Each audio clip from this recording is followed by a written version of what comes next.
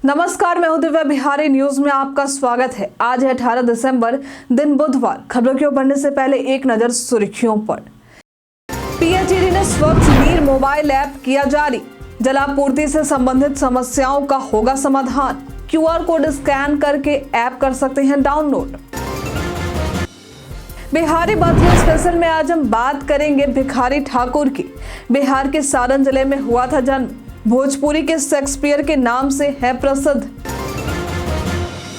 बिहार में उद्योगों का बन रहा माहौल। बिहार राज्य निवेश प्रोत्साहन बोर्ड की बैठक में मिली सौगात। कई औद्योगिक इकाइयों को मिली करोड़ों की स्वीकृति।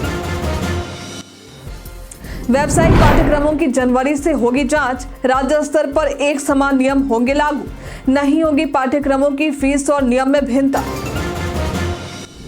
अभिनेता मनोज वाजपेयी ने फिल्म इंडस्ट्री की बताई सच्चाई। कहा कुछ लोग उन्हें समझते हैं घमंडी समझने की भी बताई है वजह। लर्निंग लाइसेंस के साथ अकेले गाड़ी चलाना पड़ेगा महंगा। ट्रैफिक पुलिस काट सकती है आपका चालान।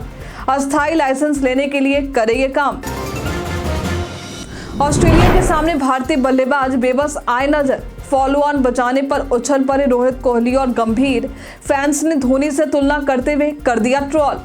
चलिए बढ़ते हैं अब तक के 25 बड़ी खबरों की ओर विस्तार से। स्टेट बैंक ऑफ इंडिया द्वारा क्लर्क के 13,735 पदों पर भर्ती निकाली गई है। आवेदन प्रक्रिया शुरू है और आवेदन करने की अंतिम तारीख 7 जनवरी 2025 है। इस भर्ती के लिए जरूरी है कि उम्मीदवारों ने किसी मान्यता प्राप्त संस्थान से ग्रेजुएशन की डिग्री प्राप्त की हो। आवेदन करने के लिए उम्मीदवारों को इसकी आधिकारिक वेबसाइट sbi.co.in पर जाना होगा। भर्ती से संबंधित सटीक और अधिक जानकारी के लिए आप इसके आधिकारिक वेबसाइट और अधिसूचना को देख सकते हैं। पीएचईडी यानी लोक स्वास्थ्य अभियंत्रण विभाग ने स्वच्छ नीर मोबाइल ऐप के माध्यम से जलापूर्ति संबंधित समस्याओं के समाधान की कोशिश की है। अगर आपको भी इससे जुड़ी शिकायत है तो आप क्यूआर कोड स्कैन करके ऐप को डाउनलोड करके अपनी शिकायत दर्ज करवा सकते हैं।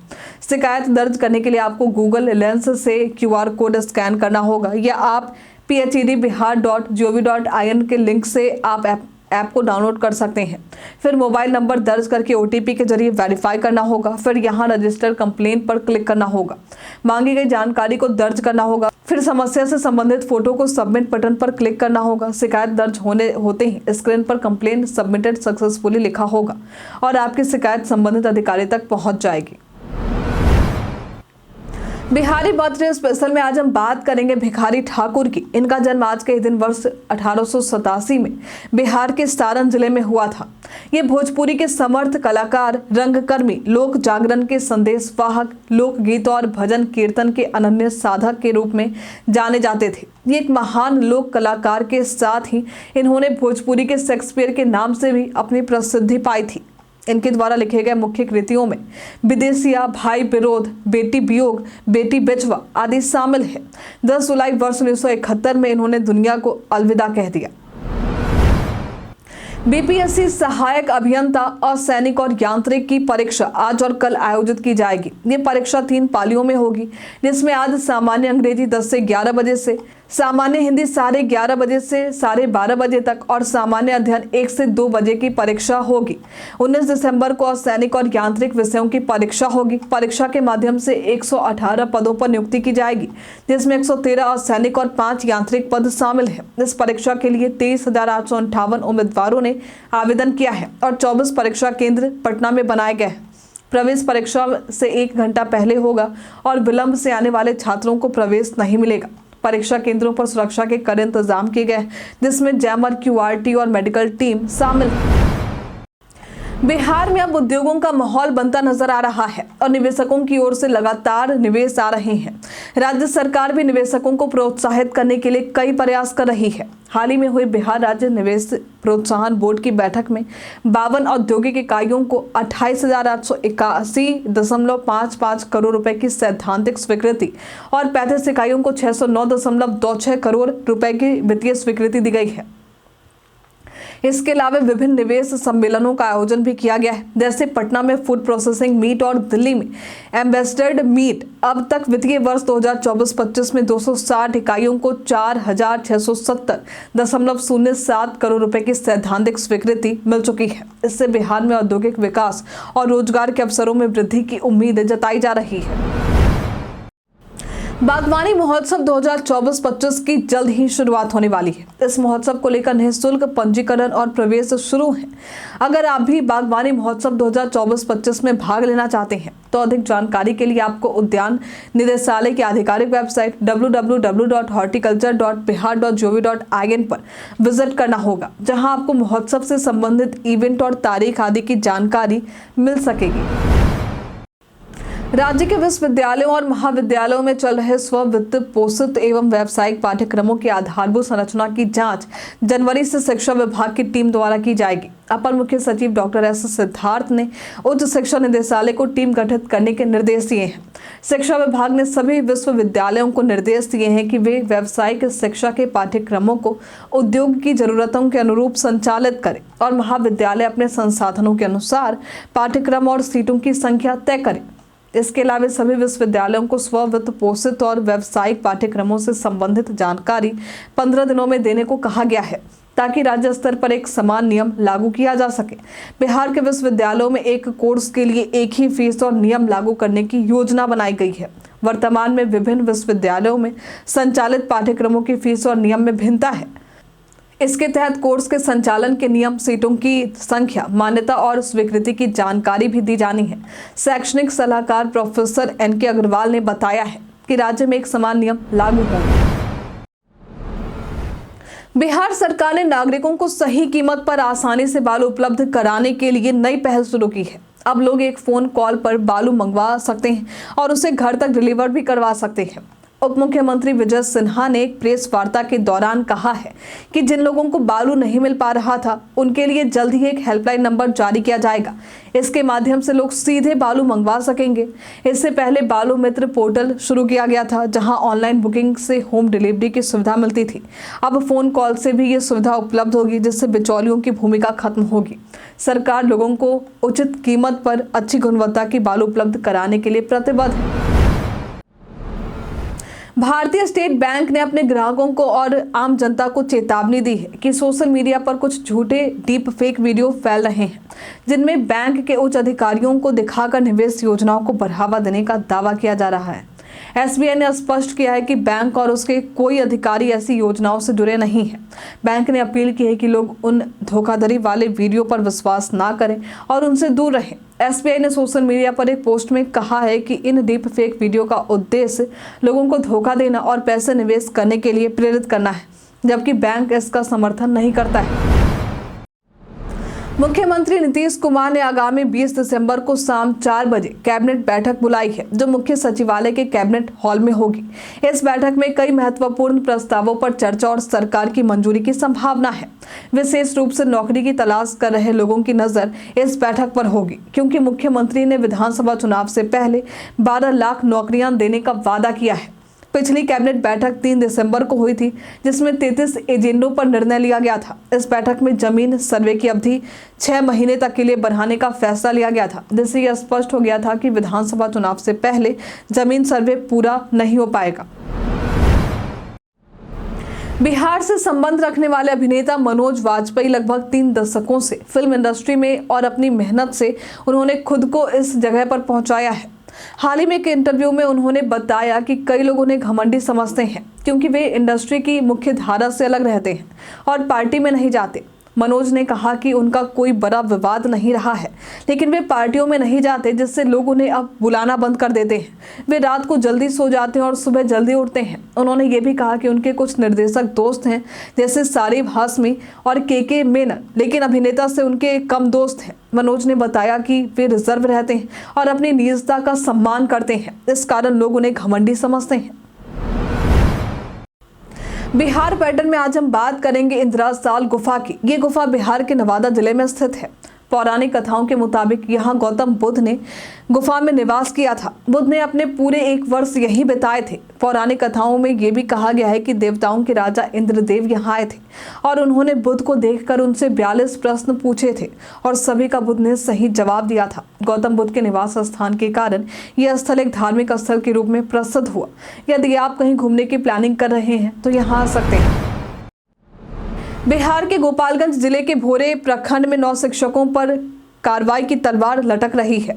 इन शिक्षकों पर आरोप है कि उन्होंने फर्जी प्रमाण पत्रों पर नौकरी हासिल की थी। इनका नियोजन 2022 में 6ठे चरण में हुआ था। शिक्षा मंत्री सुनील कुमार के क्षेत्र भोरे में इन शिक्षकों का नाम और जन्म तिथि नौकरी के समय बदलने की बात सामने आई है। जिला शिक्षा पदाधिकारी योगेश कुमार के अनुसार 3 सदस्यीय टीम ने जांच में पाया कि इन शिक्षकों के ओरिजिनल नाम और नौकरी के दौरान नाम में अंतर था, जिससे ये प्रमाणित हुआ कि वे फर्जी प्रमाण पत्रों पर काम कर रहे थे। अगर आरोप साबित होते हैं तो कानूनी कार्रवाई की जाएगी और भविष्य में ऐसे मामलों में भी सख्त कदम उठाए जाएंगे।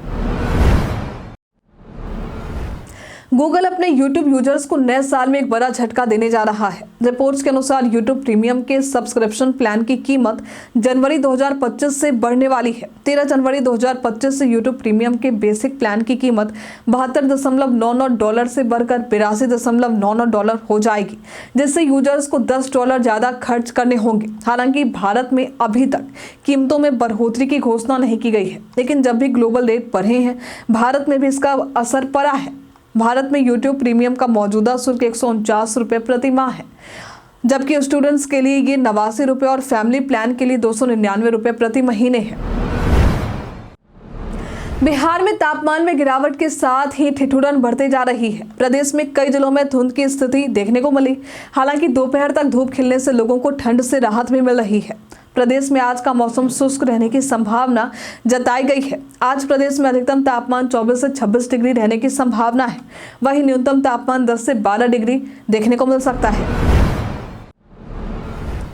नए साल से पहले शराब कारोबारी लगातार विदेशी शराब की खेप मुजफ्फरपुर भेज रहे थे, लेकिन उत्पाद विभाग ने उनकी योजनाओं पर पानी फेर दिया है। पिछले 2 दिनों में उत्पाद विभाग ने 2 ट्रकों से बड़ी मात्रा में विदेशी शराब जब्त किए हैं। देवरिया थाना क्षेत्र में एक ट्रक से 109 कार्टन शराब बरामद किए गए थे। उसके बाद गुप्त सूचना पर बरूराज थाना क्षेत्र के चन्ही चौक के पास से यूपी निर्मित शराब की खेप पकड़ी गई, जिसमें 115 कार्टन शराब शामिल थे। हालांकि कारोबारी भागने में सफल हो गए। उत्पाद विभाग की टीम अब इनकी गिरफ्तारी के लिए छापेमारी कर रही है। इंस्पेक्टर मनोज कुमार ने बताया कि यहां गैस कटिंग के नाम पर शराब का कारोबार हो रहा था। इस बार राजगीर महोत्सव को और भी बड़े और भव्य तरीके से आयोजित किया जाएगा। ये महोत्सव 21, 22 और 23 दिसंबर को राजगीर इंटरनेशनल कन्वेंशन सेंटर में आयोजित होगा, जहां 10,000 से ज्यादा दर्शकों के बैठने की व्यवस्था की जाएगी। इस महोत्सव का मुख्य उद्देश्य दर्शकों को कला, संस्कृति और इतिहास का बेहतरीन अनुभव देना है। इसमें नृत्य, लोकगीत, हास्य, व्यंग्य, वाद विवाद जैसी सांस्कृतिक गतिविधियां होंगी, जिनसे भारतीय संस्कृति का प्रदर्शन होगा। इसके अलावा बच्चों के लिए स्पेशल किड्स जोन भी बनाए जाएंगे। बॉलीवुड के मशहूर गायक जुबिन नौटियाल, मैथिली ठाकुर, अरुणिता कुमारी और पवनदीप राजन भी अपनी गायकी से महोत्सव में रंग जमाएंगे। रिजर्व बैंक ऑफ इंडिया यानी आरबीआई ने नए साल से पहले ₹5 के पुराने सिक्कों को बंद करने का फैसला लिया है। इन सिक्कों का निर्माण महंगा होने के कारण आरबीआई ने इसे प्रचलन से बाहर कर दिया। मोटे ₹5 के सिक्के में इस्तेमाल होने वाली धातु की कीमत ₹5 से अधिक होती है, जिससे इसे पिघलाकर अन्य वस्तुएं भी बनाई जा सकती हैं, जिनकी कीमत सिक्के से ज्यादा होती है। इस कारण आरबीआई ने इन सिक्कों के उत्पादन को रोक दिया है। अब बाजार में पतले सुनहरे ₹5 के सिक्के प्रचलन में है। ये निर्णय आरबीआई के नियम के तहत लिया गया है, जिसमें अगर सिक्के का निर्माण लागत उसके अंकित मूल्य से ज्यादा हो तो उसे बंद कर दिया जाता है। अगर आपके पास लर्निंग ड्राइविंग लाइसेंस है तो आपको कुछ महत्वपूर्ण बातों को ध्यान में रखना जरूरी है, वरना आपको चालान भरना पड़ सकता है। लर्निंग लाइसेंस के साथ अकेले गाड़ी चलाना गलत है और ऐसा करने पर ₹540 तक का चालान हो सकता है। इसके अलावा अगर लर्निंग लाइसेंस की वैधता खत्म हो जाती है तो भी ट्रैफिक पुलिस चालान कर सकती है। लर्निंग लाइसेंस की वैधता 6 महीने यानी 180 दिन की होती है। इस दौरान आपको अस्थायी लाइसेंस के लिए आवेदन करना होगा। अस्थायी लाइसेंस पाने के लिए परिवहन सारथी पोर्टल पर आवेदन करें और टेस्ट पास करें। टेस्ट पास करने के बाद आपका लाइसेंस आपके पते पर भेज दिया जाएगा। बिहार के मुख्यमंत्री नीतीश कुमार ने अपनी महिला संवाद यात्रा का नाम बदल दिया है। अब वे नई यात्रा प्रगति यात्रा पर निकलेंगे, जिसका पहला चरण 23 से 28 दिसंबर तक चलेगा। ये यात्रा पश्चिमी चंपारण से शुरू होगा और विभिन्न जिलों जैसे पूर्वी चंपारण, शिवहर, सीतामढ़ी, मुजफ्फरपुर और वैशाली तक पहुंचेगी। पहले इसे महिला संवाद यात्रा नाम दिया गया था, जो 15 दिसंबर से शुरू होने वाली थी, लेकिन अब इसका नाम बदलकर प्रगति यात्रा रखा गया है और अब तारीख में भी बदलाव किया गया है। इस यात्रा का उद्देश्य नीतीश कुमार द्वारा किए गए विकास कार्यों को जनता तक पहुंचाना है, जैसे शराबबंदी, महिला सशक्तिकरण, शिक्षा, स्वास्थ्य और रोजगार के क्षेत्र में सुधार। नीतीश कुमार पहले भी कई यात्राएं कर चुके हैं। बिहार में शराबबंदी लागू होने के बावजूद शराब तस्करी के मामले सामने आते रहते हैं। मुख्यमंत्री नीतीश कुमार के कड़े कानूनों के बावजूद शराब की उपलब्धता खत्म नहीं हो पाई है। इस मुद्दे पर नेता प्रतिपक्ष तेजस्वी यादव ने सरकार को घेरा है और कहा है कि जागरूकता फैलानी चाहिए और कानून को सही तरीके से लागू करना जरूरी है। तेजस्वी ने बीपीएससी परीक्षा में प्रश्न पत्र लीक और सरकार के कामकाज पर भी सवाल उठाए हैं। आरोप लगाया है कि नीतीश कुमार और उनकी सरकार चुप रहते हैं। उन्होंने वन नेशन वन इलेक्शन पर भी तंज कसा और कहा कि भाजपा आरएसएस का एजेंडा लागू करना चाहती है। साथ ही तेजस्वी ने आरोप लगाए कि सीएम नीतीश थक चुके हैं और बिहार को रिटायर्ड अधिकारी चला रहे हैं। प्रशांत किशोर की जन स्वराज पार्टी के 2 प्रमुख नेताओं ने इस्तीफा दे दिया है, जिससे पार्टी को बड़ा झटका लगा है। ये नेता पूर्व सांसद मुनाजिर हसन और पूर्व केंद्रीय मंत्री देवेंद्र प्रसाद यादव हैं, जिन्होंने पार्टी की कोर कमेटी से इस्तीफा दिया है। दोनों ने इस्तीफे की वजह निजी कारण बताएं और इसकी सूचना प्रशांत किशोर को भेजी। मुनाजिर हसन 2009 से 2014 तक बेगूसराय से सांसद रहे थे, जबकि देवेंद्र यादव झंझारपुर से राजद के सांसद रह चुके हैं। उन्हें पार्टी की कोर कमेटी में वरीयता न मिलने के कारण नाराजगी थी, जिससे जन स्वराज पार्टी को एक बड़ा नुकसान हुआ है, खासकर मुस्लिम यादव वोट बैंक को। भारतीय क्रिकेट टीम ब्रिस्बेन टेस्ट में मुश्किल में है, जहां ऑस्ट्रेलिया ने पहली पारी में 445 रन बनाए। भारतीय बल्लेबाज बेबस नजर आए और एक समय ऐसा था कि भारत का फॉलो ऑन बचाना मुश्किल हो गया था। हालांकि रविंद्र जडेजा की शानदार पारी और आकाशदीप की छोटी सी पारी ने भारत को फॉलो ऑन से बचा लिया। इसके बाद विराट कोहली, गौतम गंभीर और रोहित शर्मा का जश्न फैंस को रास नहीं आया और सोशल मीडिया पर उन्हें जमकर ट्रोल किया गया है। कुछ यूजर्स ने कोहली और रोहित की बल्लेबाजी जबकि गंभीर की कोचिंग पर सवाल उठाए हैं। एक यूजर ने लिखा है, धोनी के समय में हम जीत का जश्न नहीं मनाते थे, लेकिन अब फॉलो ऑन बचाने पर भी खुशी मना रहे हैं। कई कारणों से दर्ज है भारत के इतिहास में आज की तारीख। आज के दिन वर्ष 2014 में सबसे भारी रॉकेट GSLV मार्क 3 का सफल प्रक्षेपण हुआ था। आज के दिन वर्ष 2017 में राष्ट्रमंडल कुश्ती चैंपियनशिप में भारत ने 30 में से 29 स्वर्ण पदक अपने नाम किए थे। आज के दिन वर्ष 1997 में भारत और अमेरिका के मध्य अंतरिक्ष अनुसंधान में सहयोग के लिए वाशिंगटन संधि संपन्न हुआ था। आज के दिन वर्ष 1960 में नई दिल्ली में राष्ट्रीय संग्रहालय का शुभारंभ हुआ था। कुंभ मेला, जिसे दुनिया का सबसे बड़ा सार्वजनिक समागम माना जाता है, हर 12 साल में 4 प्रमुख जगहों पर आयोजित होता है। इस बार ये मेला प्रयागराज में हो रहा है। कुंभ में स्नान करने से पापों के नाश और मोक्ष की प्राप्ति की मान्यता है। अधिक भीड़ के कारण इस मेले में अपनों के खोने का डर भी बना रहता है। यदि इस मेले में आपका कोई करीबी खो जाए तो सबसे पहले डिजिटल रजिस्ट्रेशन करवाएं। इस प्रक्रिया में हर व्यक्ति को एक यूनिक ID कार्ड दी जाती है, जिससे खोए हुए व्यक्ति की पहचान की जा सकती है। इसके अलावा खोया पाया केंद्रों और पुलिस की सहायता से भी व्यक्ति को जल्दी परिवार से मिलाया जा सकता है। अधिक जानकारी के लिए kumbh.gov.in की वेबसाइट पर या ऐप पर जा सकते हैं। हम प्रतिदिन आपसे 5 ऐसे जरूरी सवाल पूछेंगे और उसके जवाब बताएंगे, जो कि BPSC, बिहार पुलिस दरोगा समेत SSC जैसे अन्य प्रतियोगी परीक्षाओं में काम आएंगे। सवाल इतिहास, प्यारे स्पेशल, विज्ञान, करंट अफेयर्स और भूगोल से रहेंगे। पूछे गए 5 सवालों में आपने कितना सही उत्तर दिया, हमें कॉमेंट में लिखकर जरूर बताइए। तो हमारा पहला सवाल है, हाल ही में भारत का पहला डायबिटीज बायो बैंक किस शहर में स्थापित किया गया है? ऑप्शन ए है नई दिल्ली, ऑप्शन बी है कोलकाता, ऑप्शन सी है चेन्नई, ऑप्शन डी है पुणे। इसका सही उत्तर है चेन्नई। हाल ही में बांग्लादेश के किस खिलाड़ी को गेंदबाजी करने से बैन कर दिया गया है? ऑप्शन ए है सौम्य सरकार, ऑप्शन बी है मेहंदी हसन मिराज, ऑप्शन सी है साकिब अल हसन, ऑप्शन डी इनमें से कोई नहीं। इसका सही उत्तर है साकिब अल हसन। ICC महिला टेस्ट क्रिकेट में सबसे तेज शतक जड़ने वाली नेट साइबर ब्रंट किस देश की खिलाड़ी है? ऑप्शन है इंग्लैंड, ऑप्शन बी है दक्षिण अफ्रीका, ऑप्शन सी है ऑस्ट्रेलिया, ऑप्शन डी है न्यूजीलैंड। इसका सही उत्तर है इंग्लैंड। पटना के मोइनुल हक स्टेडियम में अब तक कुल कितने एक दिवसीय अंतर्राष्ट्रीय क्रिकेट मैच का आयोजन हो चुका है? ऑप्शन ए 1, ऑप्शन बी है 3, ऑप्शन सी है 2, ऑप्शन डी है 4।